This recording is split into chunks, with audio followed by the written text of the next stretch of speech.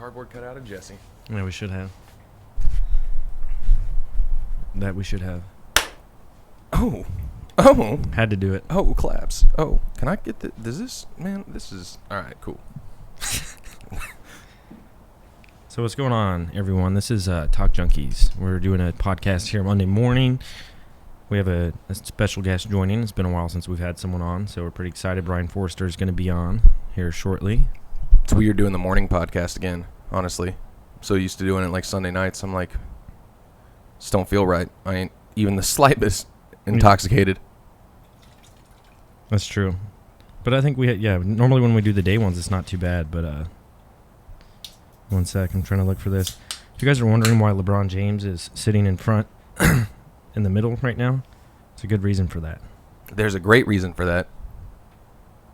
I don't know if Jesse wants us to talk about it. No, I mean, we can just, we don't have to go into detail, but basically, Jesse broke his ankle. Don't have to go into more detail than that. Just Jesse broke his ankle. He's got surgery in a couple of days to get some stuff done, get it all fixed up and whatnot. He's going to be out of commission for a while, but I'm sure I think he's going to come back to the podcast next week. Yes. Once he's got to get the boot on. He's got to get the surgery done and get the boot on and all that stuff, and then he'll be back. But this, he's just laying in bed right now. Yeah. Poor guy, man. Sucks. So I've never broken a bone in my body. I've broken my 5th metacarpal and I've broken my wrist. Doesn't feel good. I can't imagine it does. Yeah. So we'll pray for Jesse, man, for a quick recovery. Yes, that's what you do if you want someone to get better. You send hopes and prayers. That's right. And he would appreciate that. Of all people, yes, Jesse would appreciate all of your hopes and prayers in the comments.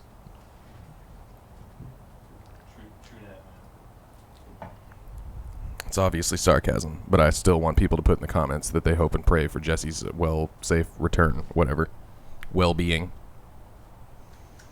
You gonna call up old Brien? I am.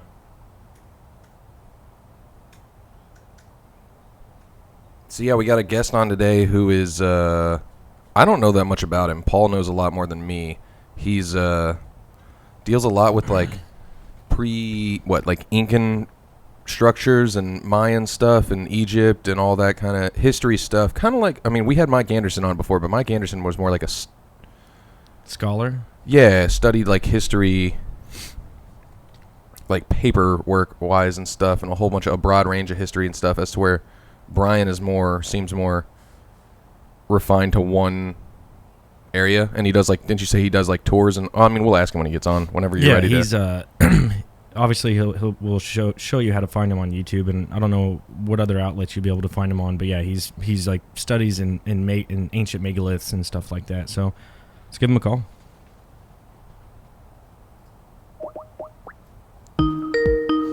It's my jam. I know, I like it.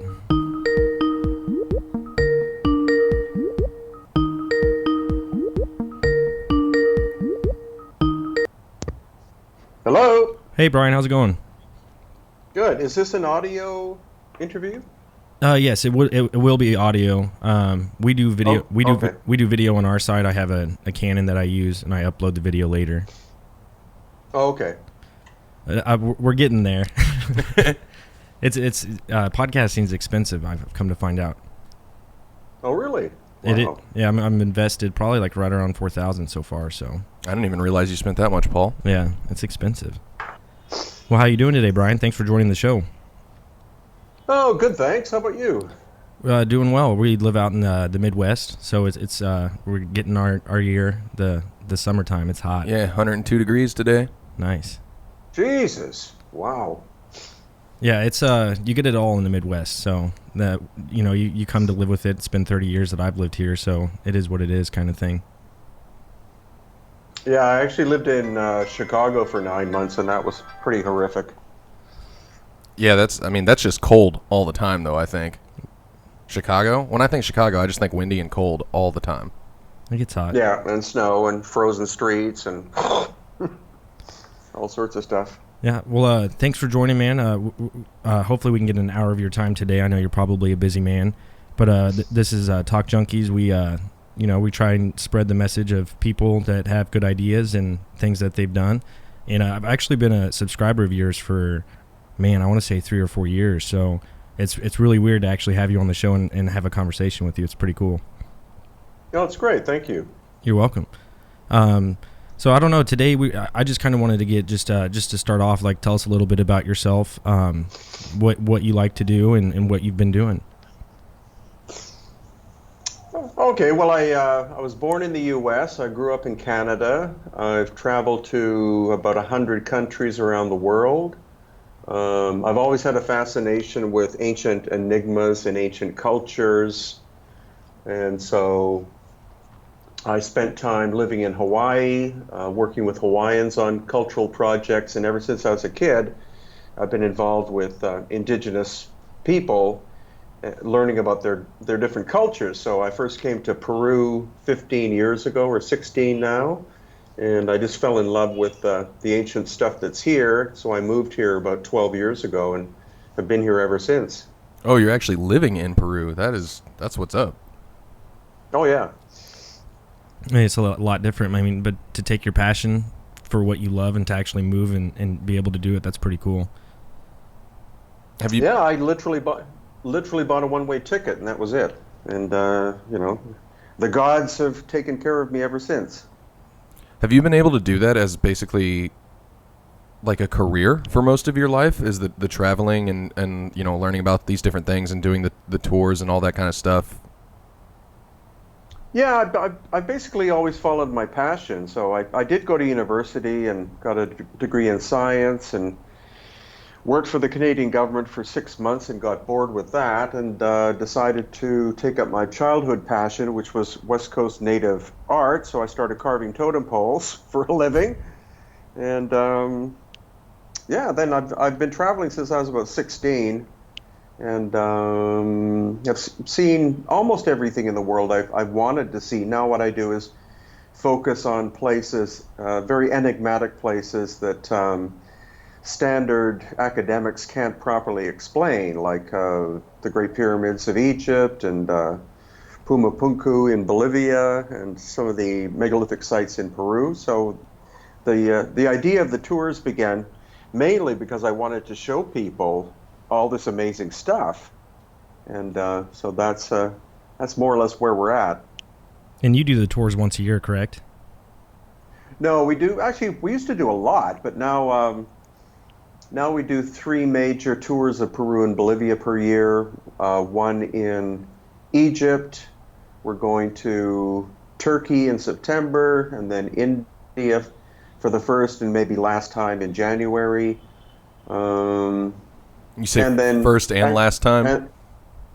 Well, it's such a distance from Peru to get to a place like India that I'm going to go check it out because there's obvious examples of ancient machining technology, but whether I'll go again depends upon what I find when I get there, I guess. Mm-hmm. Cool. So can we? What first got me onto your videos was I had a fascination, in my own with, ancient cultures and stuff like that. And, obviously Egypt is one of the major ones. Like, I just found it fascinating. I found your channel and I'm able to see it, basically in HD 4K now. You got the drones now, so you're getting great footage, So what are your thoughts? I know that's kind of a broad, not a broad question, but what are your thoughts on Egypt and where it started? Like, would you say that what they say in the textbooks is even close to being real? Well, it's what they say in textbooks is a timeline of about 4,500 years, mainly surrounding Bronze Age technology. So the way we do the tour is actually as soon as people fly into Cairo, we immediately fly to the very southernmost point of Egypt, which is Aswan. And that area, and Thebes and Luxor and Karnak, is where you find most of the dynastic work. So as in dynastic Egyptian work in relatively light or soft stones like sandstone and limestone. And so at the end of the tour, or the second half, is when we get to Cairo, where you see the Giza Plateau. And there is no correlation between what you see in southern Egypt as compared to what you see in the Giza Plateau area. Obviously, 2 different cultures. One very nice culture called the dynastic people, and then one that obviously had to have had very advanced high technology tools to be able to do all the work you see. I think it's funny that that's one of the huge, like, as far as, I don't want to get into conspiracy theories. That's not really what I'm talking about. That's not the right word. But that's always been a thing, people talking about, like, yo, how were the pyramids built? Like, this seems statistically impossible. And, like, yes, there were a bunch of slaves and, you know, you have a lot of manpower going into this, but it still doesn't make sense on a, what's the word I'm looking for? Not geographical, like a geometric level, I guess, of how you would get all that done and lined up correctly back then, if we can barely do that kind of stuff now. Yeah, and actually the concept of slaves is incorrect as well, because even the dynastic work is like very well done. So whoever did all of the construction during, or most of the construction during dynastic times, were very skilled sculptors and architects and engineers. The only example of slaves, of course, would be when the Israelites were living, prior to the Exodus. They were doing a lot of mud brick construction as slaves for the Pharaoh. But most of the work in stone is like very well done, but not on the level of what you find, especially around the Giza Plateau. And the Giza Plateau is not simply the three great pyramids. It stretches for miles and miles and includes sites like Saqqara and Dendera, or not Dendera, but there are 8 great pyramids in the area of the Giza Plateau, and also a lot of underground tunnels and other structures that I've been in. So the complex is much bigger than what most people realize. And you mentioned Dendera, which I don't know if I'm saying properly, but Paul, isn't that the one you were talking about earlier with like hidden something? Do you follow Bright Insight on YouTube by chance? Oh yeah. Yeah, did you see his last video that he posted that, he had a subscriber actually go there and take 4 photos that no one really had access to ever, and that there could be a temple underneath? Yeah, I was actually there in person a week before that. Oh wow, so I mean, there's validity to that? Not really, because what was exposed were actually sections of columns that were used as the foundation for the floor. So somebody recycled some older stonework and shoved it under there. But Dendera, Dendera is most famous for the so-called light bulbs, and those are located in a hidden chamber in the floor that you have to go down a staircase and then through a side tunnel to see. There could be other stuff hiding at Dendera, just like there is at other sites in Egypt. Certain doors are bolted shut and are not accessible. But slowly, some of these sites are being opened up by the Grand Council of Antiquities of Egypt, quite amazingly. Yeah, because they haven't really been about that for a while, right? Well, yeah. The main problem is that because of all the foreign archaeological crews that have been very protective of the areas where they're digging, and also this guy called Zahi Hawass, who was in charge of the whole thing, a lot of stuff was sealed off from the public. But the new head of the council opened up a place called the Osiris Shaft about 2 years ago, and that's where you're able to go vertically 200 feet into the Giza complex. Wow. Into the bedrock. And now I've just learned that at Abydos there's a tunnel that was opened up to the public about 2 months or 3 months ago that's at least 700 feet long in the bedrock. That's pretty impressive. That's nuts to think how they could do that back then. You know what I mean? Right, and you've actually been doing research on just like the equipment that they may have had, correct? Yeah, exactly.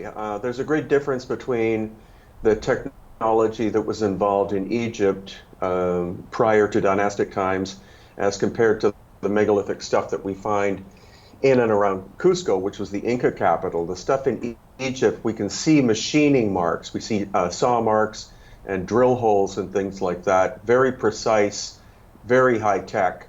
and in Peru, we don't see any machine marks whatsoever. So actually, Peru and parts of Bolivia are more enigmatic than what we find in Egypt. So you wouldn't go as far to entertain the ancient alien idea, more along the lines that they had some sort of equipment that we just can't find or see. Well, I'm open to the idea of ancient aliens because some of the technology involved is beyond what we have in the 21st century. And then when people say, well, it's a lost civilization, where's the evidence of this lost civilization? The only one people come up with is Atlantis, and there's almost no evidence of that whatsoever. So I don't know who did it, but that's what keeps me visiting these places is trying to unlock how the hell this stuff was done.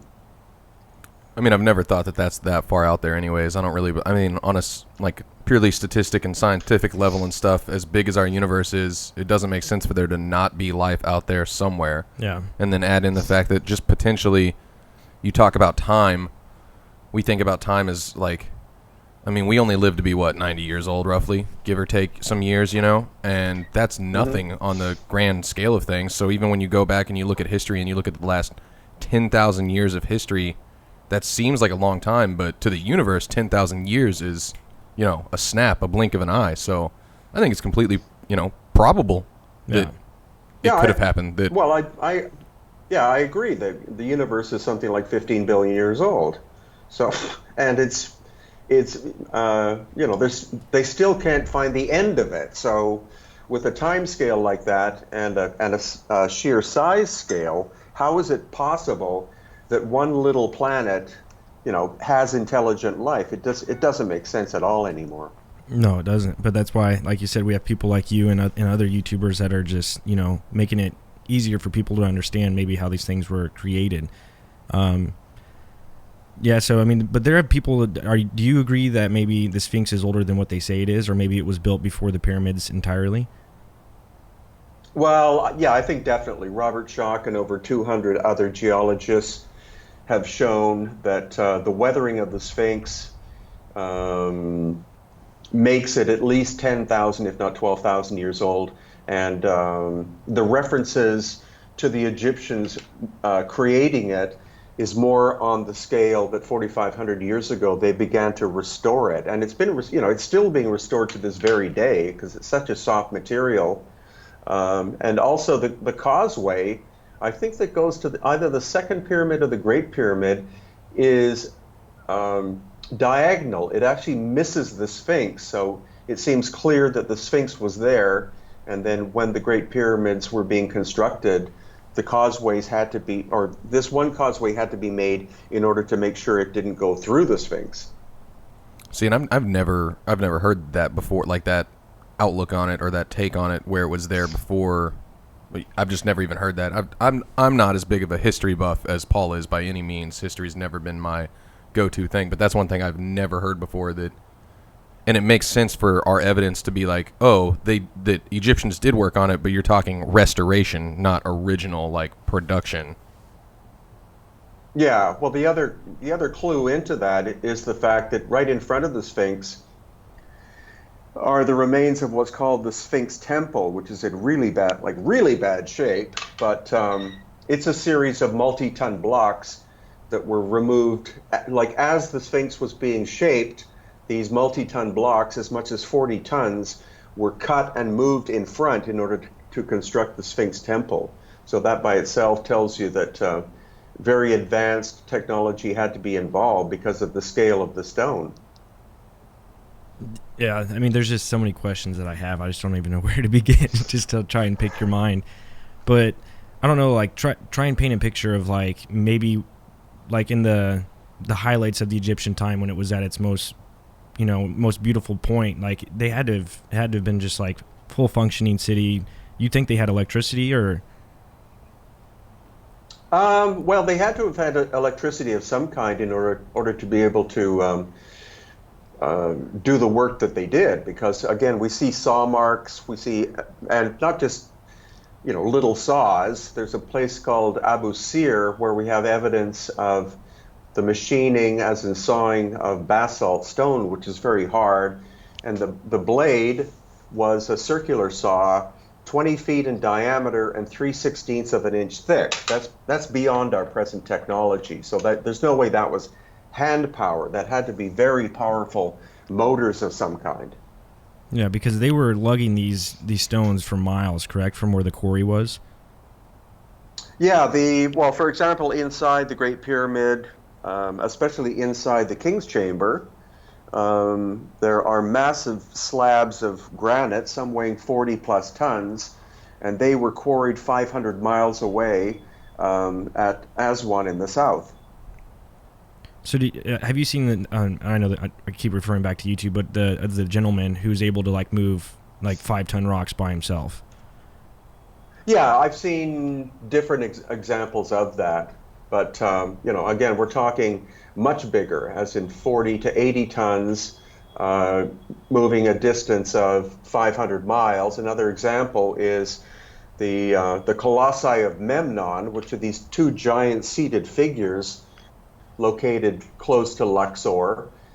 Each one originally was a single block of stone weighing 720 tons apiece, wow. And those were moved from Cairo, which is 400 miles away. That's ridiculous. And they're cutting these into that size and then moving them. That's insane. Yeah, and also in that case, the stone is quartzite, which is 7 out of 10 in terms of hardness, with diamond being 10. So why do you think that, mainstream just leads us to believe in something that's not even close to true? Well, that's the whole function of independent research, because you're not going to get this from standard academics anymore. They're, anything that doesn't fit in their box is simply buried in the ground, like literally. And so it's independent researchers who are doing the exploration, and I'm fortunate that I come from a scientific background, so everything I look at from using the scientific method. Yeah, I've just been watching Graham Hancock a little bit, and some of his theories are pretty crazy. That maybe we've been here for over 100,000 years. I guess it's possible. That's sure. Well, Homo sapiens has been here for 150 to 200,000, but I don't think we've gone necessarily through a great level of mental and technical evolution. Well, maybe we have gone through mental and technical evolution, and then a cataclysm destroyed that civilization. Then we've had to start from scratch, like over and over again. Well, and that could, explain why we don't see any of the tools. I'm wondering if, back, like, the pyramids have been there for so long, like with people looting it and stuff like that. Is there really any way to tell? Well, there's a growing evidence that there was a major global cataclysm about 12,000 years ago during what's called the Younger Dryas period. And it affected the entire planet and would have caused the collapse of any advanced civilization. And that's what Graham gets into a lot, because he thinks that any advanced civilization disappeared. The only ones capable of surviving would have been hunter-gatherers, because they're used to living a very subsistence life. They collect their food every day, whereas a very advanced civilization is very complex socially, like our civilization today. If we were to have what's the equivalent of what's called the Carrington event, where solar plasma would strike our electrical grid, society would collapse real fast, because we're not used to getting our own food or getting our own water or doing much of anything. Yeah, we're not really hunter-gatherers, and we don't live that nomadic, lifestyle where you've got small bands or groups together that literally just go out and, like you said, getting food on a daily basis kind of thing, instead of relying on a structure that's already there. Exactly. Yeah, I think that that's possible, and I'm sure you guys have found evidence whenever you're looking at these megaliths and all these structures and stuff like that. I don't know how you would tell, is there any signs that you guys see that would indicate that that was the case, that happened? Of the cataclysm? Yeah. Yeah, basically every megalithic site that I've been to shows cataclysmic damage, not an invading army deciding to, knock the noses off of sculptures or anything like that, but we see vitrification, which is heat, very high heat, melting surfaces or blowing stone surfaces off. That's an example of that again is the Colossi of Memnon. The front surfaces are scorched by heat because I was there with a geologist called Susan Moore, and she said, yeah, that's at least 2,000 degrees Celsius. Then when you look on the backside, there's no heat damage whatsoever. And then on the sides, there's a little bit. So some kind of plasma from the sun or something like that struck the colossi and other structures in the area. And we're estimating that event or series of events is happening 12,000 years ago. Wow. So do you think that I mean, kind of to go into that, do you think that all these ancient cultures were interlocked with each other? Like we are today, you know, like a global society? Like, was it similar? Is there any evidence of that? No, actually, that's a theory that's quite popular, that there was a global civilization, but I don't know if that's true because the method of construction in Egypt is very very straight, very linear. The work in the highlands of Peru, around Cusco, is very polygonal and organic. And then there's a site in Bolivia called Pumapunku near Lake Titicaca. And whatever technology and approach was used there seems to be unique on the planet. So I think there were at least 3 different civilizations. Okay. I've looked like on Google Maps and stuff, and I'm curious, because China, it's so hard to tell, or like what they say that they have ancient-wise, like with pyramids. You know, you can get on Google Maps and people say you can see pyramids in China. Have you heard anything about that? Yeah, they're actually giant earthen mounds, so they're not really pyramids as such. The real, they're pyramidal structures all over the planet, but the true pyramids are the ones in the Giza Plateau area, because that's where the name pyramid comes from. Do you think that there might be some in Antarctica? It's possible. There's a lot of activity going on in Antarctica, and a lot of world officials have been showing up there. So they're trying to hide something in Antarctica. It's quite obvious, and thanks to satellite technology and the internet and stuff like that, there are people who are really seriously studying, the mysterious southern continent that has been enigmatic for a lot of different people for a long time. That'd be so crazy. I don't know if it would ever happen, but can you just imagine if, like, we find out that there's all this kind of just crazy pyramids and stuff that has been in Antarctica for the 10,000 years that we've never heard of because for whatever reason mainstream media has never showed us. Yeah, I mean, it doesn't surprise me. I mean, it's just the same thing with like NASA footage of Mars, and how they say that there might be pyramids on Mars. Like, it's just hard to believe, or it's hard what to believe. So I mean, it sounds like you said you've been over to like over 100 different countries and stuff like that. I think it was. Yeah, about 100. Out of all the different, like, the megalithic structures you've seen and all these different societies and stuff, what would you say, I mean, is, like, you're living in Peru right now, is Egypt the most advanced as far as you talk about their building capabilities? Like, you were talking about this, 20-foot diameter circular saw and the drills and electricity and all this stuff. Is that the most advanced? Or are there other, was the Incans more advanced or something in China or so on and so forth? Well, I would personally say Egypt is number one. I would say Peru's number 2, and other top ones would be Petra in Jordan, Baalbek in Lebanon. I haven't been to Turkey yet, but I'm going in September, and I've been sent lots of photographs of very strange, massive megalithic stone constructions there. Also the possibility of Greece and the west coast of Italy. Easter Island, of course, is fascinating. But I would say there are probably somewhere around 10 countries on the planet that contain a lot of very intriguing, enigmatic stonework. Have you been to Easter Island? Yeah, I've been 3 times so far. How big are those heads actually?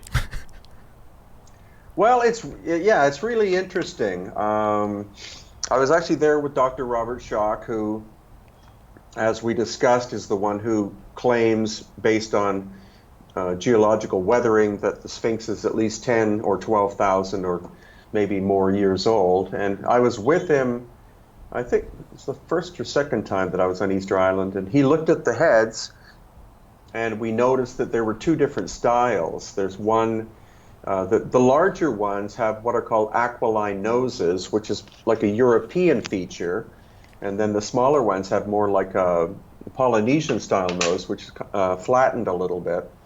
And the big ones, he said with the big ones, I have no problem in estimating that some of these could be 12,000 years old. And what you have to think about is the fact that there are 950 of them, and all of them, to a great extent, are full bodies. When you see the head and the neck, there's the full body is still underground. Do we actually? I've seen that as somewhat of like a meme or a joke before. Do we actually know that? Like, is that confirmed that they've dug and found like that there actually is body there? It's not just a head. Yeah, the great thing is that Thor Heyerdahl was he was one of the first really serious researchers and had a whole archaeological team that went to Easter Island for something like 6 months in the 1950s. And because the rules were kind of lax at that time, they were able to dig down, and they revealed one of the biggest ones, which is more than 30 feet tall. So again, it's buried up to its neck, and they dug all the way down to expose the whole thing. And you can find lots of photographs of that in a search engine.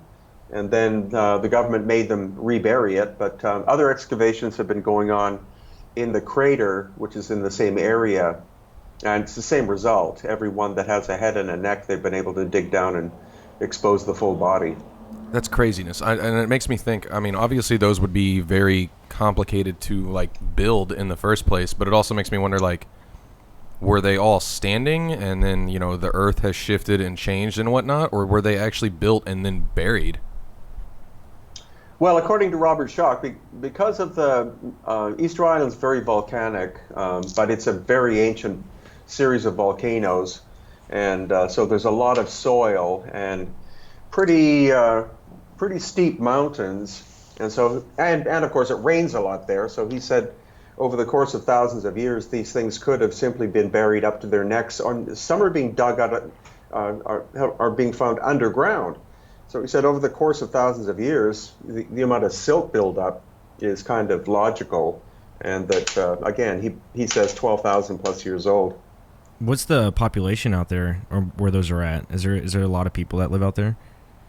No, there are about 4,000 people of Polynesian descent, and then about 4,000 Chileans, because Chile controls Easter Island.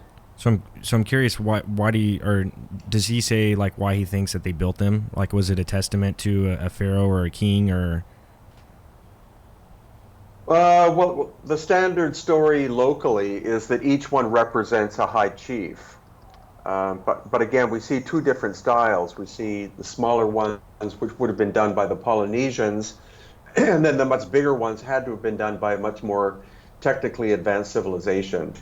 So the bigger ones could have been there could have been there way before, and then whenever that area was, more Chileans and Polynesians and whatnot, they just kind of added to it as a way of, we'll never know, it's too long ago, what their thought process was there, but... Yeah, the basic story is the Polynesians discovered the island somewhere between 1,000 and 2,000 years ago, and it's like in a lot of these locations, like Egypt and Peru, the famous people or the famous culture arrives on the island or arrives in the country. They see all of this incredible, massive stonework, and then they try to copy it, but they don't have the technical skill to be able to replicate the same size and quality of work, so they do what they can. And that's the problem with a lot of academia, is that they insist that all of it was done by the famous culture. So the Inca did everything in Peru, the dynastic people did everything in Egypt, and the Polynesians did everything on Easter Island, which is, It's not true. When you go there, it's night and day in terms of quality of work. Well, they shouldn't feed that down our throats. They should be observed just like you are. And obviously, you guys have done so much research, you can tell that it's not that way. I don't know. It just frustrates me that the mainstream academia does that. I don't know. It's just frustrating. But then again, that's what's good about independent research, because that's, Bright Insights is a great example. Ancient Architects is another great example of just guys in their house with pictures on a computer and going, this doesn't match that, this doesn't match that, and without being tied to a university or faculty or government, you can just say, this is what I think. Yeah, there's that guy in India too. He's been doing a lot of good work that I've been following as well. I forget what his channel's called, but I know he's. That's Praveen Mohan, and what's it called? Incredible Travel Videos or something like that. Yeah, and he's just nonstop. He's like doing so many videos, and he's traveling so many different places, and just to see the artwork out in India or wherever he's traveling, it's beautiful out there. Yeah, and also the sense of scale. That's why we're going in January. I'd like to see this stuff once, because some of these cave systems, which are obviously machined, are huge, just huge in scale. There's no way that the standard cultures that we think about there could have done it, because it requires very advanced machining technology to do a lot of that work. Yeah. Well, that'll be fun when you go out there.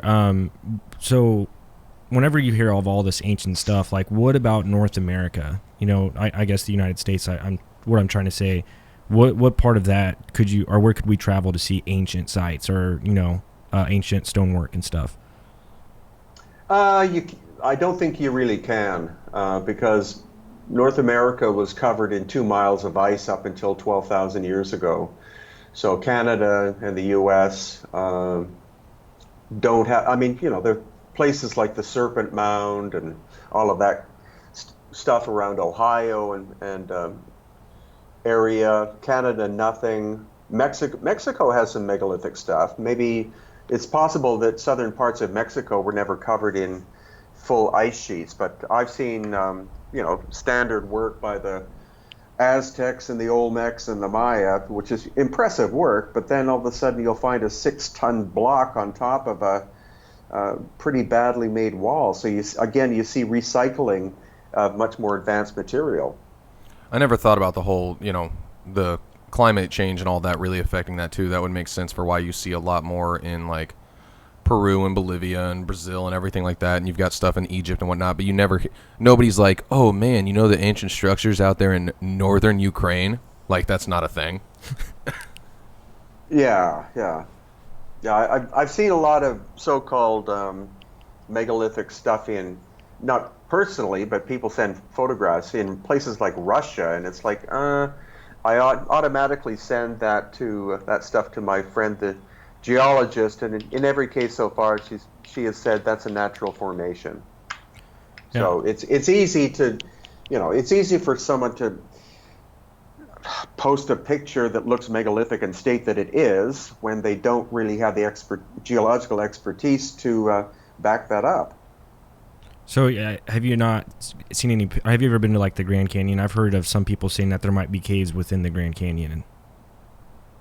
Yeah, I haven't actually been, but yeah, a lot of stories that there are Egyptian artifacts and stuff like that, but I haven't seen any actual proof. I was at a conference called Contact in the Desert in early June with people like Eric von Daniken, etc., and people from Ancient Aliens, and this one lady kept insisting that Phoenix had ancient artifacts from Egypt, and I said, do you have any pictures? And she said, no, but it was in a newspaper. And it's like, well, and that's pretty that's enough for me. I'm sold. I believe everything I read. Of course, yeah. So what would be the most fascinating thing about going into the pyramids, or one of the pyramids, or your favorite pyramid? What's the most fascinating thing when you walk right in? Well, the great thing, my favorite is the Great Pyramid, because of course we've been seeing that since we were kids in National Geographic and stuff, and every year we rent the interior of the Great Pyramid for 2 hours just for our tour group, And the last two times, because they lock up the Giza Plateau at 4 o'clock and kick everybody out, then we return at 5 o'clock, and I get handed the key, and I get to unlock the Great Pyramid and walk inside. That's awesome. So Yeah, that'd be an experience. It's mind-boggling to be able to, this is one of the most iconic structures on the planet. And the head security guy hands you the key, and you unlock it and walk in. And it's just, it's an ethereal experience because, first you go through where they blew the opening, some hundreds of years ago, and you go through this rough tunnel, and then you climb up a staircase, and then you're looking at the very narrow hall that goes to the Queen's Chamber, and then you take a right, and then you're in the Grand Gallery, which is more than 30 feet tall and hundreds of feet long, and you climb up that, and then you go through another narrow passage, and then you're in the King's Chamber, which is incredibly acoustic. And to have that experience exclusively for our tour is amazing, because you don't have like hundreds of other tourists in there. It's just, our group, and you get to climb up and down, even go into the subterranean chamber, which is 350 feet underground. So you're like a kid in a candy store in that place. You get claustrophobic when you're in there? No, I don't. I actually get more and more bold the older I get, which I'm very thankful for. So, because, you only have a limited amount of time to experience this stuff, and so you have to maximize any opportunity you get. That's a good way to look at it. Oh, yeah. So whenever you go down into these chambers, or you said 350 feet, you can go down into the ground? Yeah, into the bedrock. Okay. And is there I've heard of theories of that, like there's interconnecting tunnels that are underneath that connect everything in Egypt. Yeah, that's actually more and more, that's what's seeming, we've heard stories of that, and now we're able to get into different tunnel systems, especially around the Giza Plateau, and we can see where they do connect with one another. One of the other great places to visit, which has only been open for a couple of years, is the Osiris Shaft, which I mentioned before, I think, where you go 200 feet underground, and the bottom level has about 6 feet of water in it, and if you take a flashlight, you can see that there is a tunnel that keeps going off, and it has to connect up with something. It's possible, there's more and more evidence that the Sphinx is actually hollow, and so that tunnel might connect with the interior of the Sphinx. Would you get some scuba diving gear and go in there? You don't really need scuba diving gear, because it's about maybe 5 feet deep. And the water level goes up and down. So the first time we went, it was about 3 to 4 feet deep, I think. And in April, it was about 6 feet. So when we go back in March, if the water level is low enough, that's what I'm going to focus on. I guess, I don't care if I get dirty or whatever. I want to see if the side channel has been blocked or if it's open.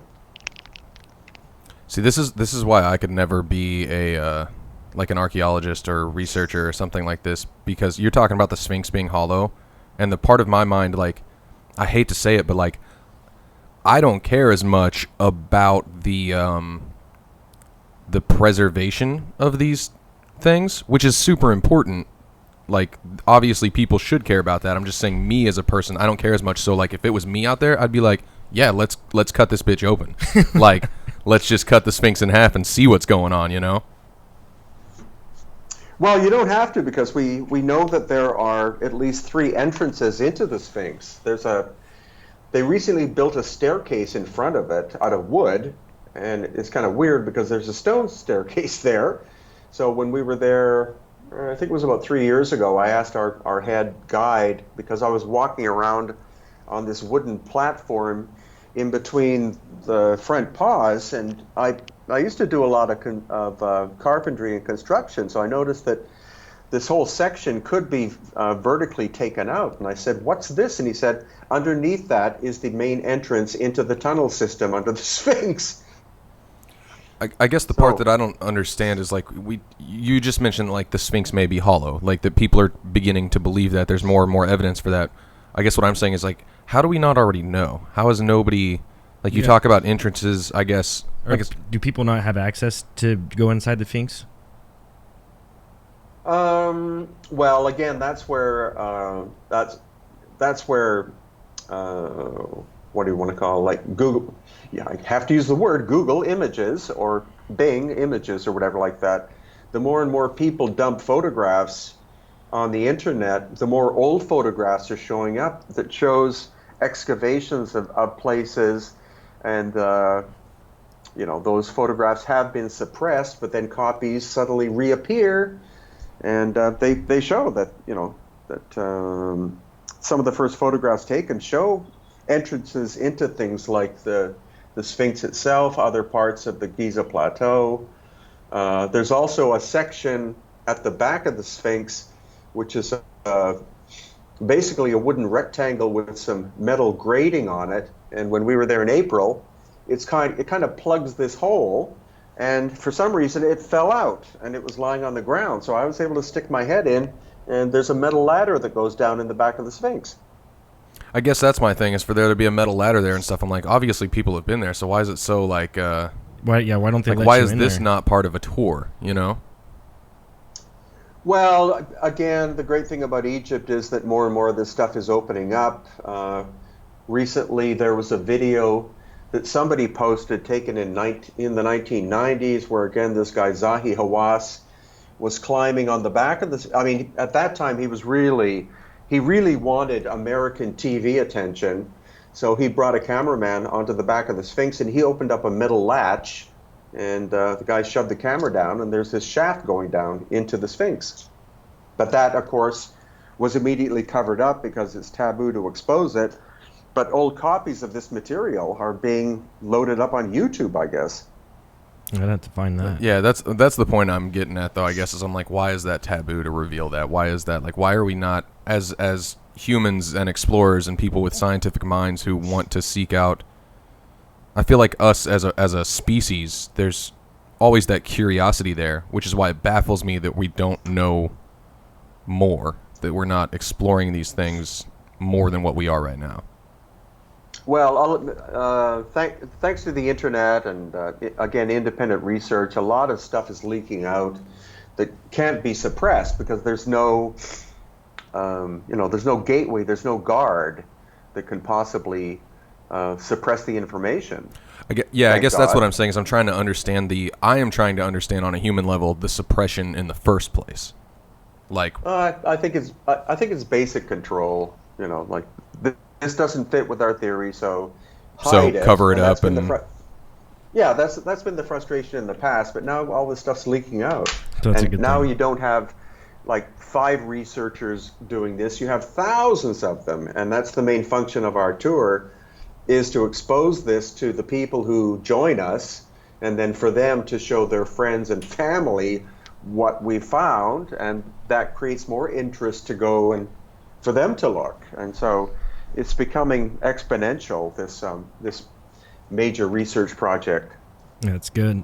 So have you been to Stonehenge before? Yeah, I've been there 3 times, and I was very fortunate last September that a lady called Maria Wheatley, who's one of the world experts, was able to get us tickets. So only 40 people a day are allowed inside the enclosure of Stonehenge, and we got to go within half an inch of touching the surfaces. And so that gives you an incredibly different perspective than being behind the fence, which is like an eighth or a quarter of a mile away. Yeah, I remember watching some videos on it, and I don't know if, like, just how, I mean, similar to, like, the pyramids and stuff that, people have just kind of refurbished it as time goes on. Like, just what we really see Stonehenge isn't what it was, like, 50 years ago. Well, that's true. And actually, Maria was able to show that the original Stonehenge was actually 2 perfect circles.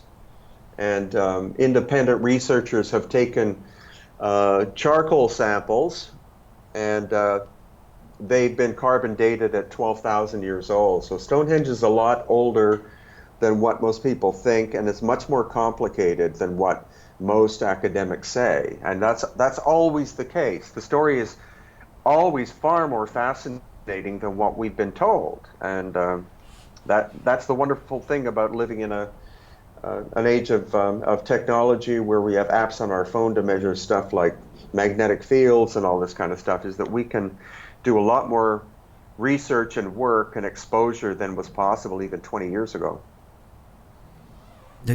Sorry, I'm going to just keep asking you other places you've been. Have you been to like Iraq or Iran? I heard it's pretty rich in ancient stuff down there. Yeah, I wouldn't touch Iraq with a 10-foot pole right now. Right now is probably not the best Right. time to go on a summer vacation to Iraq. Yeah. No, and a lot of stuff has been blown up, and then Iran is like, well, I'd love to go to Iran, but we're working on that for maybe 2021 or 2022. Again, the stories about Iran are in the mainstream. I've heard from people who have physically been there. The Iranians are very nice people, and they love America. They love American tourists and all this kind of thing. So that's on the agenda. Again, maybe a one-time trip. I don't know, but my associate Patricia in Egypt is working on figuring out how we can go to Iran in 21 or 22. We're actually going to Israel for the first time in March of next year. I've never been. There's megalithic stuff in Israel, which is amazing. Yeah, I've seen they've started uncovering some stuff. Just a few articles that I'd read, so that'd be interesting. Yeah. Have you heard of so you said like Egypt has electricity or whatever, or had some form of electricity. Is that similar to the concept behind, the Baghdad batteries that they found or whatever in Afghanistan, where it was like these super ancient, I'm not good with history or time frames here, but obviously ancient, basically power sources. They called them batteries because they were whatever chemical or water was in them. You could power stuff just like you can power an alarm clock with a potato kind of thing. Yeah, I mean, I think what was used was either acidic grape juice or lime juice or something like that. But in terms of the technology to do the megalithic work in Egypt, you're talking power sources at least as powerful as what we have today. Not some kind of simple device, but something that has very high voltage. So completely different technology, completely like unrelated, different levels of. Yeah, in some cases more advanced than electricity that we have, and probably portable as well, like fuel cells of some form, much more advanced than what we have. Have you tried to ever like imagine what it looked like? I know that's kind of a hard question, but. Oh, sure. Well, again, we can tell by the machining marks more or less what the tool looked like. And it's more, in Egypt, it's more a sense of scale than it is in terms of necessarily exotic it'd have to be some kind of exotic materials as well. But the polygonal stuff in Peru is what's so perplexing, because each stone is a different shape and size. And the stone there literally looked like it was cut from the quarry, turned into marshmallows, and then squished together. That's the only description I can give. I think it's weird that like with all the things that you've seen, you've never once seen like they never like put it on like a clay tablet or in the hieroglyphs. They never showed like what they were using. Yeah, that's because again, this is probably done by civilizations that didn't require written language at all. I think they're so sophisticated. They were probably telepathic more than anything else. They didn't have to write things. I mean, we have to write things down. I don't think they did. And also, we don't see any design work like diagrams of the Great Pyramids, because they existed long before the dynastic Egyptians showed up. So do you entertain any of Zachariah Sitchin's ideas? On some level. I was only able to read the first 10 pages of one of his books, and I just thought, this is getting kind of weird. But, ancient Sumeria obviously inherited knowledge from very advanced cultures, because they knew the solar system, they knew things there's no way they were supposed to know. So they obviously inherited the residue or remains of people that lived before them in that area. Well, yeah, and they love gold because the fascinating part about it is all those caves that are dug in South Africa, the gold mines where they could obviously tell someone was mining a shit ton of gold. Well, gold is something that's it's such a mysterious material, and almost every culture in the world covets gold. Not necessarily just for its value, but for its symbolism, the fact that it is eternal. I collect gold now too because I think the global economy is going to collapse at some point, so I've been hoarding some. But I've had a fascination with gold since I was a kid, and I think it's a subconscious thing that goes back, way back in time. I think at the end it's all because we're just we're animals. We're basically like squirrels. We're like, ooh, shiny.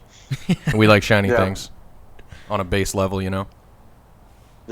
Well, Brien, we're getting close to the top of the hour, man. I loved having you on, man. So if this is something you'd ever want to do down the road, just I'll email you. But let my subscribers know how they can find you. Is there any, other than I know you have a website and your YouTube, but obviously say those two. But sorry. Yeah, we'll put those in the description as well. Yeah. But okay.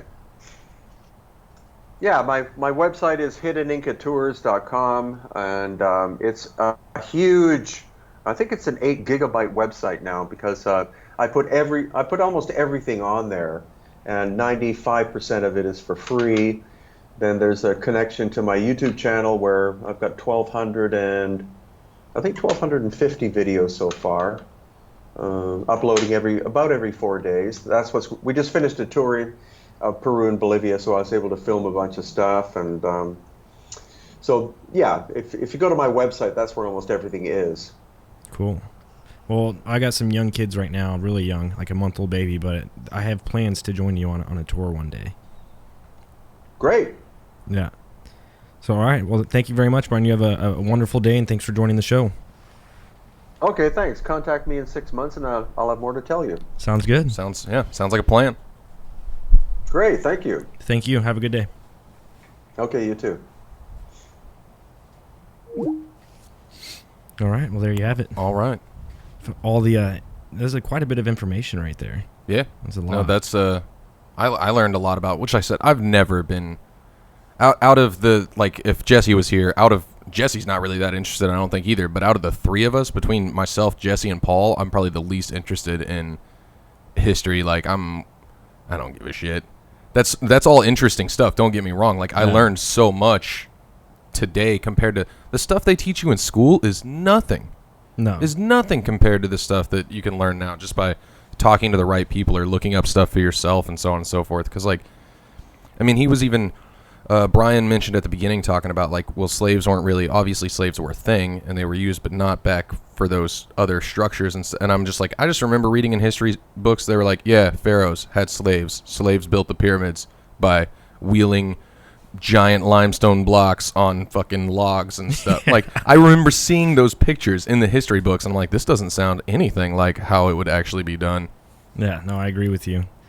It's good, though, that we have, like you said, independent researchers out there doing a lot of this footwork, So I really greatly appreciate Brien joining the show, man. Hopefully he listens to the podcast, and like you said, maybe he'll join here in about 6 months. So that'd be great. Interesting dude. Got a lot of life. I'm jealous. I'm like I said, I'm not big into history, but I'm so jealous of the fact that he's been to like 100 different countries and stuff. Yeah. I love the idea of that's crazy moving around all the time and checking stuff out. And he's just like, he said he's been living in Peru for like, what, 15 years now? Yeah. I'm jelly. That's nuts. Yeah. I'd love to do that. Well, folks, hit the subscribe button, hit the like button, hit the bell notification. Let us know what you thought of this video. To all our what? To all our junkies out there? Like, stay flippity and hit the blippity or something like that. Whatever Jesse says. Don't break your ankle.